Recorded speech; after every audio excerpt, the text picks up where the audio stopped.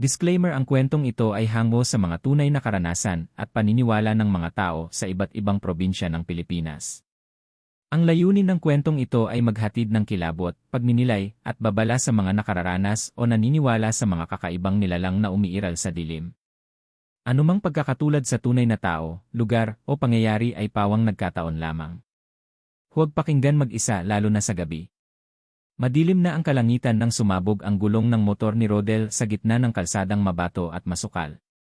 Galing siya sa bayan ng Lokban, pauwi sa probinsya ng Quezon, nang mapilitan siyang mag-shortcut sa daang hindi pamilyar. Wala nang signal ang cellphone niya, at tanging alulong ng aso at huni ng kuliglig ang kasama niya sa katahimikan ng gabi. Habang pinipilit niyang ayusin ang gulong, napansin niya ang makapal na ulap na bumababa mula sa kabundukan, tila usok na kumakalat, unti-unting nilalamon ang paligid. Ramdam niya ang bigat ng hangin, at ang malamig na simoy na may dalang kakaibang amoy, parang nasusunog na buhok. Dahil wala nang madaanan, napilitan siyang maglakad. Sa bawat hakbang, naririnig niya ang pagaspas ng mga pakpak mula sa itaas. Una, inakala niyang mga paniki. Pero nang tumingin siya sa itaas, napansin niya ang isang aninong mabilis na dumaan sa liwanag ng buwan, mahaba, may buhok, at tila may buntot. Nagsimula nang bumilis ang tibok ng puso niya. Nagdasal siya habang naglalakad, hawak ang maliit na bag na may lamang mga damit at kaunting pagkain. Pagkatapos ng halos 30 minutong paglalakad, may nakita siyang lumang bahay na yari sa kahoy, may ilaw sa loob at usok na lumalabas mula sa bintana. Kumatok siya. Magandang gabi po. Pwede po bang makituloy kahit ngayong gabi lang, sigaw ni Rodel, nanginginig sa lamig. Lumabas ang isang lalaking nasa 50 anyos, payat, at may matatalas na mata. Sino ka? Hindi ka taga rito, ano? Tanong nito. Hindi po. Nasiraan lang po ako ng motor sa may kanto, sagot niya, pilit na ngumiti.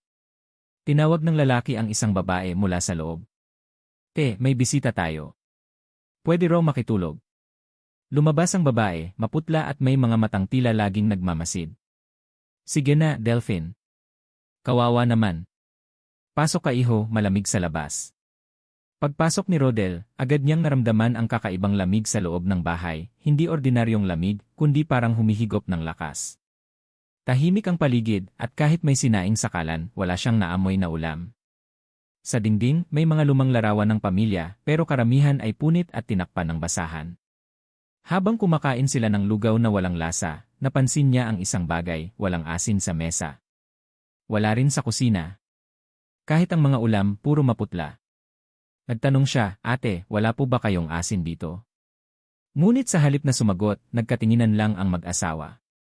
Ang babae ay biglang ngumiti, isang ngiting pilit, ngunit may halong takot.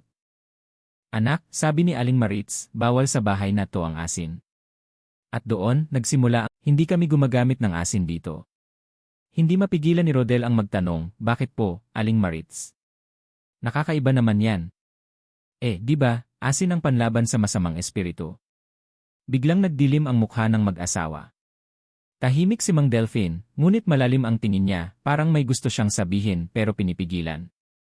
Sa halip, ang sagot lang ni Aling Marites ay mahinahon, ngunit may halong panginginig sa tinig, dahil anak hindi lahat ng natatakot sa asin ay masama. Hindi na kumibo si Rodel. Napansin niyang ang mga bata, 2 batang babae na edad 9 at 11, ay nakamasid sa kanya mula sa hagdanan. Mapuputla, tahimik at tila matatakutin. Kapag nagtama ang kanilang mga mata, bigla silang tatakbo palayo. Makalipas ang ilang oras, habang nag-aayos siya ng kanyang mga gamit, napansin ni Rodel ang kakaibang tanawin sa likod ng bahay. May malalim na balon doon, tinakpan ng makapal na kahoy at nilagyan ng mga bato sa paligid. Doon, may mga puting pulbos na parang asin na natunaw. Nang hawakan niya, napaso ang balat niya, mainit kahit umaga. Huwag mong gagalawin yan, biglang sigaw ni Mang Delphine, mabilis na lumapit. Delikado yan. Pasensya na po. Akala ko po abo lang. Hindi lahat ng abo ay galing sa apoy, malamig nitong tugon. Nang gabing iyon, muling maghahapunan ang pamilya. Habang kumakain, napansin ni Rodel ang mga tingin ng mga bata sa bintana, para bang may sinusundan. Sa labas, may pumapaspas sa hangin, parang mga pakpak ng malalaking ibon. Tahimik ang lahat. Hanggang sa biglang tumunog ang bubong. Tok tok tok. Tumingin si Aling Marites kay Rodel, saka mahina ang sabi, "Anak, tandaan mo kapag narinig mo yan mamayang hating gabi, huwag kang lalapit sa bintana. Huwag kang kukuha ng asin kahit anong mangyari." At bago siya makapagtanong, muling umalingaw ang tok-tok-tok sa bubong, ngunit ngayong gabi, parang mas mabigat at mas malapit.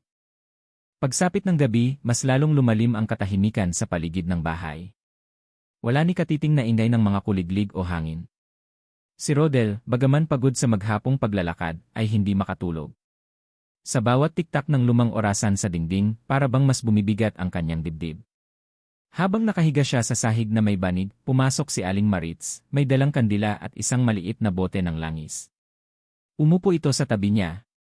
"Rodel, bulong nito, bago ka matulog, may mga bagay kang kailangang tandaan." Nakatingin lang siya, nagtataka. Una, patuloy ng babae, huwag kang lalabas kapag may marinig kang kaluskos sa bubong. Huwag kang sisilip sa bintana kahit may kumatok o may umiyak sa labas. Pangalawa, huwag kang kukuha ng asin sa bag mo. Alam kong may dala ka. Napatingin si Rodel sa kanyang backpack. Totoo, may maliit siyang supot ng asin na ginagamit niya kapag nagluluto sa biyahe. "Paano niyo po nalaman?" tanong niya, bahagyang kinakabahan. Umiti si Aling Marites ng marahan, ngunit malamig. "Naamoy ko," sagot niya. Alam ng lahat ng nilalang dito kung sino ang may dalang asin. "Nilalang?" tanong ni Rodel. "Anong ibig niyong sabihin?" Ngunit bago pa siya makasagot, bumukas ang pinto. Nakatayo si Mang Delphine, hawak ang itak at may tinging matalim. "Marites, oras na. Pumasok ka na sa kwarto. Ako na ang bahala sa bisita." Ngunit bago siya tuluyang lumabas, lumapit si Aling Marites at marahang hinawakan ang braso ni Rodel. "Anak, kapag narinig mong humuni ang hangin at may umiyak sa labas, manatili ka lang dito. Huwag kang matatakot. Lahat ng totoo nalalantad sa dilim." Pagkaalis nila, bumigat ang paligid. Ang mga anino sa dingding ay tila kumikilos ng kusa. Ang kandila sa tabi niya ay kumikislap-kislap, parang may humihinga sa tabi niya. Ilang sandali pa, may narinig siyang boses, mahina, halos pabulong. "Kuya, tulungan mo kami." Tumayo si Rodel, nanginginig. Sumilip siya sa bintana. Sa labas, sa ilalim ng buwan, may nakita siyang dalawang bata, mga batang babae, nakangiti, kumakaway sa kanya. Ngunit laking gulat niya nang mapansin niyang mga anak ni Aling Marites iyon, ang parehong batang kasama niya sa hapunan kanina. "Bakit sila nasa labas?" bulong niya sa sarili. Dahan-dahan siyang lumapit sa pinto para buksan ito. Ngunit bago niya hawakan ang seradura, may kamay na biglang lumitaw mula sa dilim, malamig at may mahabang kuko, hinawakan ang braso niya. "Huwag kang lalabas," bulong ni Mang Delphine mula sa anino. "Hindi sila ang mga anak ko." Kasabay noon, isang malakas na hampas sa bubong. Thud! Sumigaw ang mga ibon sa paligid.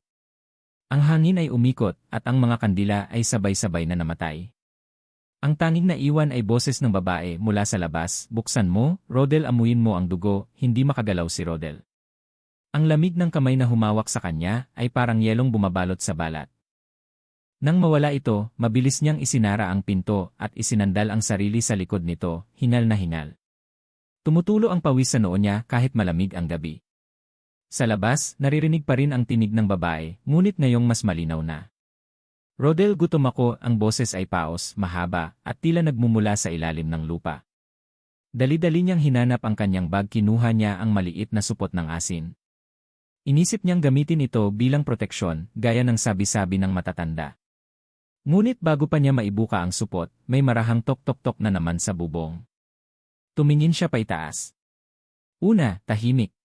Pangalawa, may gumagapang. At sa pangatlong tok, isang mahabang kuko ang bumaon sa bubong at dahan-dahang humagod pababa, parang may gustong pumasok.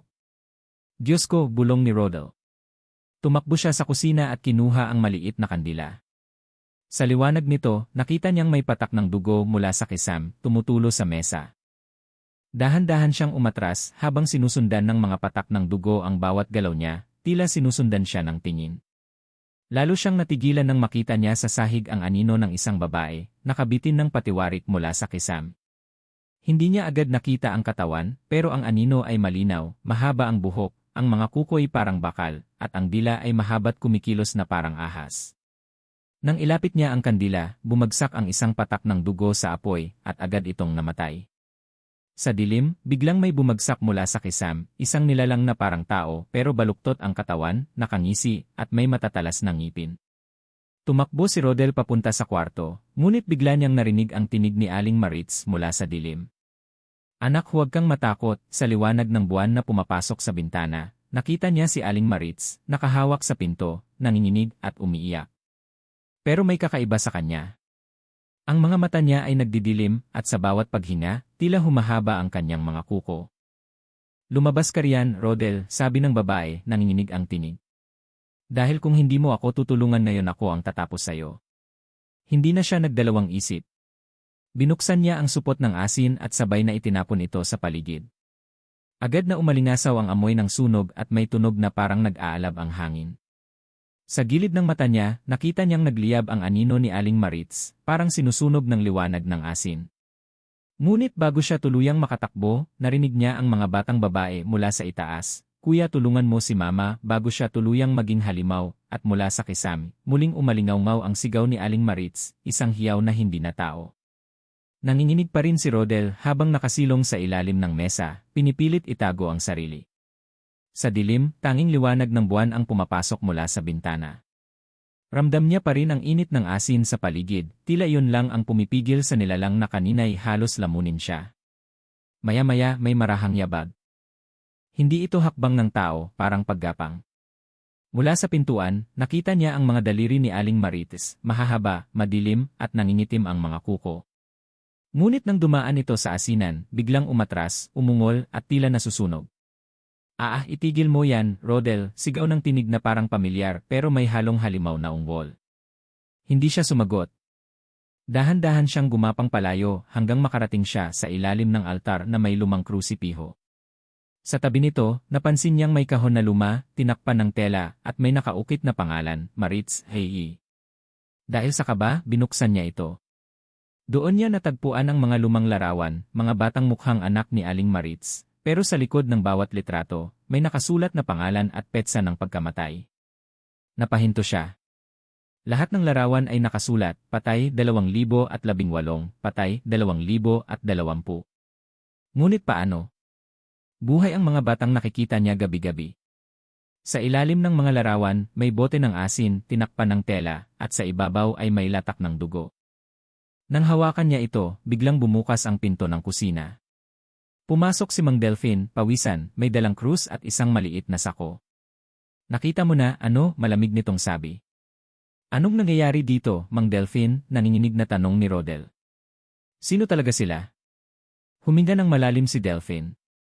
Matagal nang may sumpa ang pamilyang to, noong bata pa si Maritz, ginahasa ng isang aswang ang nanay niya. Kaya kalahati siya, hindi lubos na tao, pero hindi rin halimaw. Kaya takot kami sa asin. Hindi dahil kaaway namin yan, kundi dahil yan ang pumapatay sa kanya tuwing sinusubukan naming gamutin.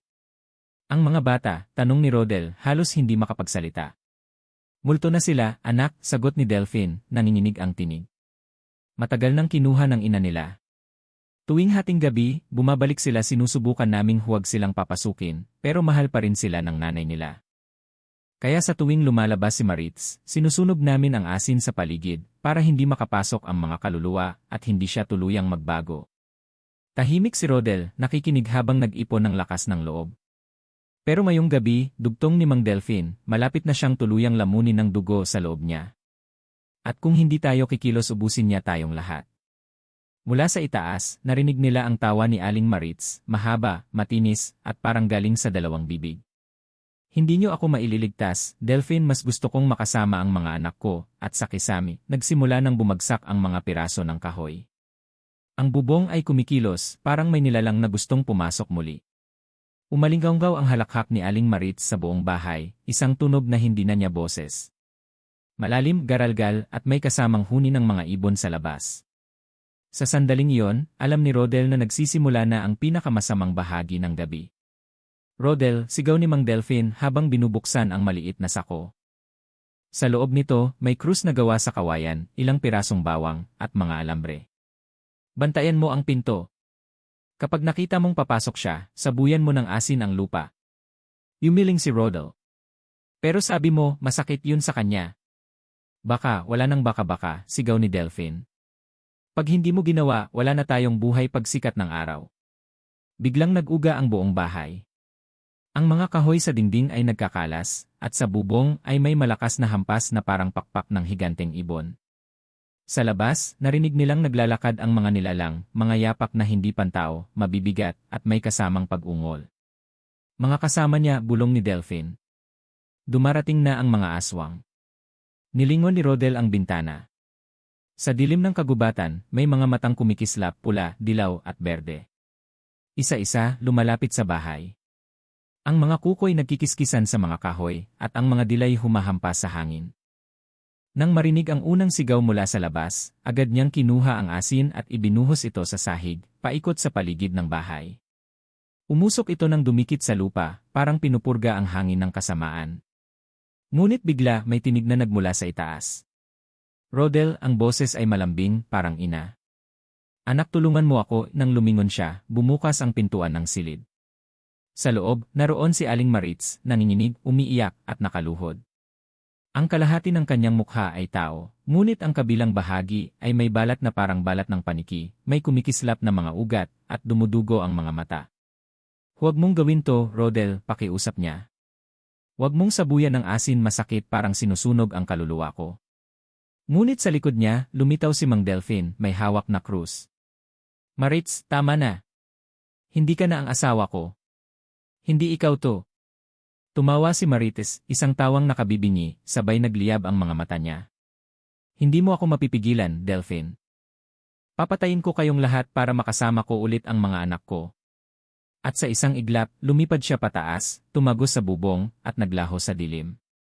Sa labas, nagtilian ang mga ibon, at ang mga anino sa paligid ng bahay ay nagsimulang gumalaw, mga nilalang na gutom sa laman. Rodel, sigaw ni Delphine. Sa bintana. Sila na.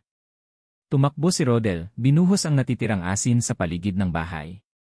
Sa tuwing tatama ito sa mga anino, nag-aalab ang hangin, at ang mga sigaw ng mga aswang ay nagiging panaghoy.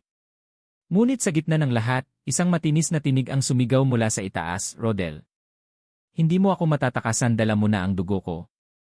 At sa sandaling iyon, naramdaman niya ang mainit na patak ng dugo sa noo niya galing sa kisam. Naglakbay ang takot sa bawat sulok ng bahay, parang usok na sumisingaw sa butas ng sahig. Humahaplos ang mga anino sa mga dingding, at ang mga bintana ay punang mga matang kumikislap sa dilim. Sa loob, si Rodel at Mang Delphine ay naglaban-laban na para manatiling buo ang bakod ng asin na kanilang ginawa. Hindi ka tatakbo, anak, sigaw ni Mang Delphine, duguan ang braso matapos talunin ang isang anino na sumubok pumasok sa kisam. Huminga ng malalim si Rodel, ang asin ang kanyang sandata, ngunit hindi sapat ang asin kung ang kalaban ay mula sa sariling laman. Muling lumitaw si Aling Maritz mula sa dilim, ang mukha niya ay naghahalo ng pag-iyak at pagnanasa. Sa likod niya, unti-unting lumitaw ang mga bata, mga aninong hawig sa kanyang mga anak, hawig pero malamlam ang mga mata. Lumuhod si Marites sa sahig at nagmamakaawang, ibigay niyo na sa akin na lang. Hayaang bumalik ang buhay. Bumigkas ng panalangin si Mang Delphine habang binabasa ang lumang dasal na itinuro ng kanyang lolo. Sabay-sabay silang naglatag ng asin sa mga pintuan at bintana, sinindihan ang kakaibang apoy mula sa bawang at krus na gawa sa kawayan. Sa bawat paglapit ng aswang, may pag-uyam ng hangin at pagliyab ng alab, at ang nilalang ay umiiling na parang sinusunog ng liwanag. Ngunit hindi lahat ng dumating ay nasusunog. May isang malaking nilalang na hindi kumikibo sa asin, ang mismong anyo ni Aling Maritz na may pulang luha. Lumipad ito pababa at hinawakan si Mang Delphine, tinuklaw ang balikat niya. Sumabog ang kanyang sigaw. Dugo ang nagmistulang ulan sa sala. Hindi, huwag, sigaw ni Rodel. Sa gitna ng kaguluhan, napaglaanan niya ng espasyo ang maliit na bote ng asin na nakita niya sa kahon, ang asin na may latak ng dugo. Binalot niya ang bote sa tela at sinindihan ang kandila. Inisip niya ang isang bagay na hindi karaniwang taktika, hindi lang basta pagsabog ng asin, kundi pagsasakripisyo. Nilapit niya ito kay Aling Maritz, hindi na nag-aalinlangan. Mama, kung mahal mo ang mga anak mo, iligtas mo kami, bulong niya, at sa sandaling iyon, may kumislap sa mga mata ng babae, isang pugay ng tao na naglalaban sa halimaw. Bago pa niya maabot, sumugod si Mang Delphine, gamit ang natitirang lakas, at piniga ang krus sa dibdib ni Maritz. Ang krus ay hindi lubos na nakapatay, ngunit nagbigay ng maliit na sandali ng kalinawan. Sa pangyayaring iyon, tumalon si Rodel at ibinuhos ang asin na may dugo sa katawan ni Maritz, hindi upang saktan, kundi upang matunaw ang sumpang nagdikit sa kanyang laman. Sumabog ang liwanag, hindi malamlam na apoy, kundi isang puting sinag na bumalot sa kwarto. Ang mga anak ni Maritz na anino lamang ay sumigaw ng malakas at naglaho na parang usok. Si Aling Maritz ay yumuko, umiiyak, at tila muling nagbago, nagkawala ang balat paniki, at ang mga mata niya ay napalitan ng tao. Ngunit ang pagbabagong iyon ay may kapalit, ang kanyang katawan ay nanghina, at isang malalim na sugat ang naging bakas ng gabi. Nang sumapit ang umaga, nakitang duguan at pagod ang dalawang lalaki, nagkapatong ang pagod at lungkot. Si Mang Delphine ay sugatan ng malubha, ngunit buhay pa. Si Rodel ay nanginginig sa bawat galaw, ramdam ang bawat patak ng dugo sa kanyang mga damit. Sa labas, ang mga matang ng aabang ay naglaho. Ngunit may isang maliit na unparahang katahimikan, ang mga larawan sa kahon, ang mga pangalan sa likod, at ang hininga ng mga nawawalang anak, tila nagkakaroon ng maliit na kapahingahan. Ang unang sikat ng araw ay tila kalaban ng lahat ng nangyari kagabi. Mapayapa, ngunit mabigat ang hangin. Sa labas ng bahay, nakahandusay pa rin ang abo at asin na kumalat sa paligid, mga bakas ng digmaan na hindi kayang ipaliwanag ng kahit sinong tao. Tahimik si Rodel, nakaupo sa harap ng pinto habang pinagmamasdan ang araw. Sa tabi niya, si Mang Delphine ay nakabalot sa kumot, maputla at halos hindi makagalaw. Tapos na, anak, mahina niyang sambit. Ngunit alam ni Rodel, ang salitang tapos na ay isang panlilinlang lang sa sarili. Nang dumating ang umaga, may mga kapitbahay na lumapit, nagtataka kung bakit walang ilaw ang bahay magdamag. Ngunit nang pumasok sila, walang bakas ng laban, walang sugat, walang dugo. Parang walang nangyari. Ang mga larawan sa dingding ay wala na rin, ang kahon na naglalaman ng lumang litrato ay naglaho, kasama ang asin na ginamit nila. Ang tanging naiwan ay ang maliit na krus na gawa sa kawayan, nakatirik sa gitna ng sala, nag-iisa, at tila kumikintab pa rin sa araw. Parang panaginip lang, bulong ni Rodel. Ngunit nang ibinaba niya ang kanyang tingin, may bakas ng abo sa kanyang palad, abo na may halong asin. Hindi iyon pangkaraniwan. Alam niyang totoo ang lahat. Dinala niya si Mang Delphine sa bayan upang ipagamot. Pagdating sa klinika, wala nang natatandaan si Mang Delphine, ni hindi na niya alam kung sino si Rodel. Ang sabi ng doktor, shock daw. Ngunit sa tuwing sumisilip ang araw, sa pagpasok niya, naamoy niya ang pamilyar na halimuyak ng bawang at asin. Sa mesa, may bagong kahon, mas luma, mas itim, at may pangalan sa ibabaw, para sa nakakaalam ng dilim. Binuksan niya yon ng dahan-dahan. Sa loob, may isang lumang litrato, si Aling Maritz, kasama ang mga anak niya, nakangiti. Sa likod ng larawan, may nakasulat sa lumang tinta, hindi lahat ng takot sa asin ay masama. Minsan, ito ang nagliligtas sa atin sa sarili nating sumpa. Nang mabasa niya yon, napaluha si Rodel. Alam niyang may kapatawarang nangyari, at may kaluluwang nakamit na ang kapayapaan. Ngunit bago siya tuluyang lumabas ng bahay, napansin niyang sa salamin, sa likod ng kanyang refleksyon, may mga matang nakatingin pa rin. Mga matang hindi nagutom, ngunit nagbabantay. Lumakad siya palayo, dala ang kahon at ang kwento ng isang pamilyang tinakot ng asin, ngunit iniligtas ng katotohanan. Sa kanyang isip, iisang bagay lang ang malinaw, ang dilim ay hindi laging galing sa labas. Minsan, ito'y nasa loob at tanging liwanag ng tapang at paniniwala ang makakabasag dito. At habang lumalayo siya sa lumang bahay, marahang umihip ang hangin dala ang bulong ni Aling Maritz. Salamat, anak, kasabay noon, tuluyang naglaho ang kakaibang lamig sa paligid.